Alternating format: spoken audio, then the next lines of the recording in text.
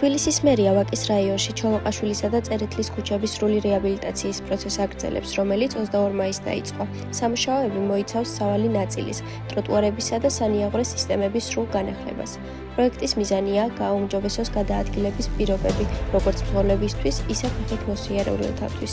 თუმცა ადგილობრივები სამუშაოების სისწრაფისა და ხარისხზე განსხვავებულად საუბრობენ. ზოგს ჯერა, რომ ეს მნიშვნელოვანი წინსვლაა, სხვებს კი ჯერ კიდევ შიშები აქვთ წარსული გამოთვლილების გამო. თბილისის მერიის ინფორმაციით, სამუშაოების გამო ცვლილებები შევიდა როგორც კერძო, ისე საზოგადოებრივი ტრანსპორტის მოძრაობის სქემაში.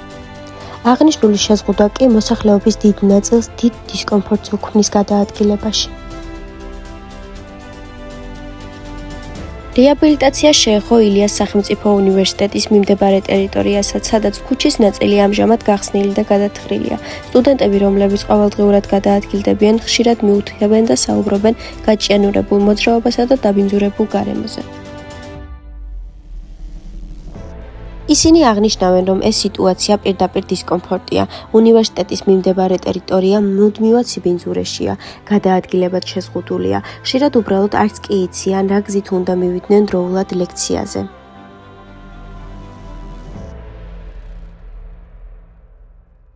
მათი აზრით, აღნიშნული პროექტის დაწყება შეეძლოთ სწავლის დასრულების შემდეგაც, ან თუნდაც ზაფხულში, როდესაც დედაქალაქი დაცარიელდება.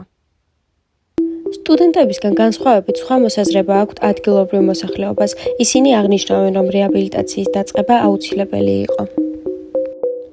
ამ ტერიტორიაზე მაცხოვრებელი ქალბატონი ნანა აღნიშნავს, რომ გზის რეაბილიტაცია მისთვის დიდ პრობლემას არ წარმოადგენს.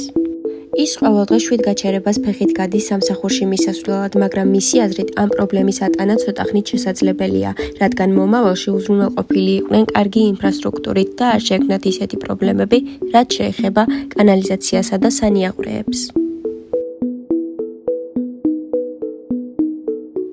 განახლებას როგორც ჩანს დრო და მოთმინება სჭირდება, მაგრამ მოქალაქეთა ხმები ცხადყოფს, რომ რეაბილიტაციის წარმატება მხოლოდ გზების გამოცვლაში არ მდგომარეობს. საჭიროა პროცესის ეფექტურად დაგეგმა, გამჭვირვალობა და აქტიური კომუნიკაცია მოსახლეობასთან, რათა ასეთი პროექტები ერთიანად ემსახურებოდეს როგორც ქალაქის განვითარებას, ისე ამ ადამიანების კეთილდღეობას, ვინც ამ გზებზე ყოველდღიურად მოძრაობს.